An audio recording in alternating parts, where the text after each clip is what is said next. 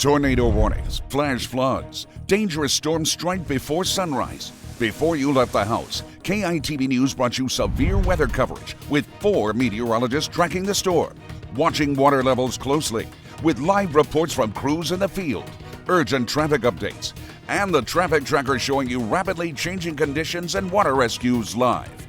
Count on KEYE-TV News Storm Tracker team coverage to keep you safe, on air, online, mobile.